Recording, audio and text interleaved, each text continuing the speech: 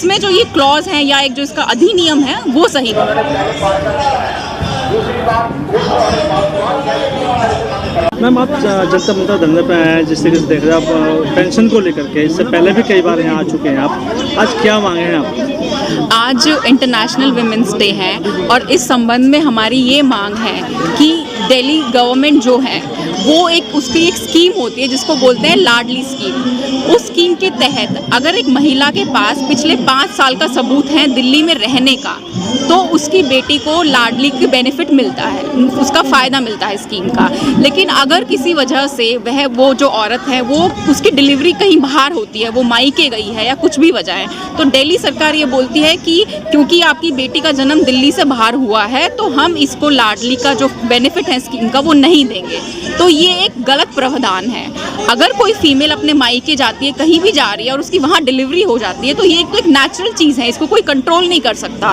तो ये जो क्लॉज है इसको हटाया जाना चाहिए। अगर किसी फीमेल के पास 5 साल का उसके पास सबूत है, वो दिल्ली में रह रही है, तो उसकी बेटी को जो लाडली स्कीम का बेनिफिट है वो मिलना चाहिए, चाहे उस लड़की का जन्म दिल्ली से बाहर हो या दिल्ली में हो। तो ये हमारी एक मांग है जो हम पिछले 10 सालों से कर रहे हैं। पिछले साल में विमेन दिल्ली कमीशन भी गई थी इसी संबंध में और उन्होंने कहा था कि वो इस पे कार्रवाई करेंगे, लेकिन पिछले 10 साल से वो हमसे सिर्फ यही सुनने को मिल रहा है कि वो कार्रवाई करेंगे, लेकिन उन्होंने अभी तक कोई कार्रवाई नहीं करी है।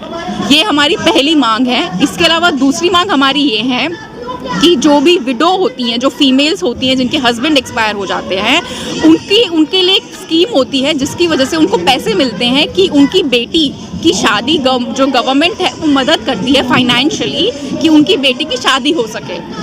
तो हमारा इसमें ये कहना है कि ये जो फॉर्म भरा जाता है ताकि स्कीम का फ़ायदा मिल सके, ये फॉर्म ऑनलाइन होना चाहिए ताकि महिलाओं को इधर से उधर धक्के ना खाने पड़े।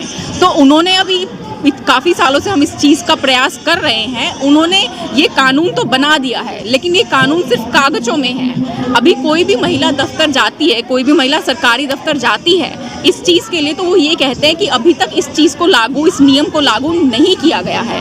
तो कागज़ों में कोई कानून बना दिया गया एक अलग बात है, जब तक उसको लागू नहीं किया जाएगा। इसके अलावा जो और राज्य हैं वहाँ पर इस तरह की सुविधाएं हैं, अगर दिल्ली सरकार नहीं दे रही है क्या? हर किसी में नहीं है, लेकिन कुछ राज्यों में ये चीज़ है।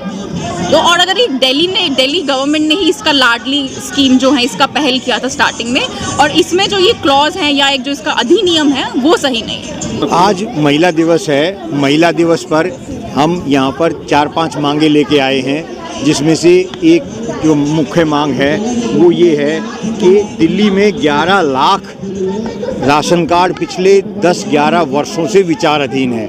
ये 10-11 राशन कार्ड उन गरीब महिलाओं के हैं जो राशन कार्ड पाने के हकदार हैं। दूसरी, 4 वर्षों से वृद्धावस्था पेंशन के आवेदन दिल्ली सरकार के द्वारा नहीं लिए जा रहे हैं। यहाँ पर जो महिलाएं आई हैं वो भी आवेदन करना चाहती हैं, लेकिन उनके आवेदन पिछले 4 वर्षों से विधानसभा में समाज कल्याण मंत्री ये कह चुके हैं हम जल्दी लेंगे, उसके बावजूद लेना आरंभ नहीं कर रहे हैं। इसमें जो तीसरा महत्वपूर्ण विषय है वो है बेसहारा बच्चे। देश में जो कोरोना के अलावा कोरोना पीरियड से, कोरोना से पहले जो बेसहारा बच्चे थे जिनके माता पिता दोनों गुजर गए थे, उन बच्चों को भी कोई पेंशन नहीं दी जाती है। देश में 1 करोड़ से अधिक ऐसे बच्चे हैं जिनके माता पिता गुजर चुके हैं, उनको कोई पेंशन नहीं दी जा रही है, कोई आर्थिक सहायता नहीं दी जा रही है। जबकि जो कोरोना में गुजरे हैं उनके बच्चों को, जिनके माता पिता कोरोना में देहांत हुआ, उनके बच्चों को मदद दी जा रही है। ये सराहनीय है। लेकिन भारत के संविधान का जो अनुच्छेद 14 है वो ये समानता का अधिकार देता है। उसमें चाहे कोई कोरोना में किसी का माता पिता गुजरा हो, चाहे कोरोना से पहले, सबको बराबर का हक है, समानता का हक है, सबको पेंशन का हक है। तो सरकार ये भेदभाव कर रही है जो कि सही नहीं है और ये संविधान का भी उल्लंघन है। इसका जो और महत्वपूर्ण विषय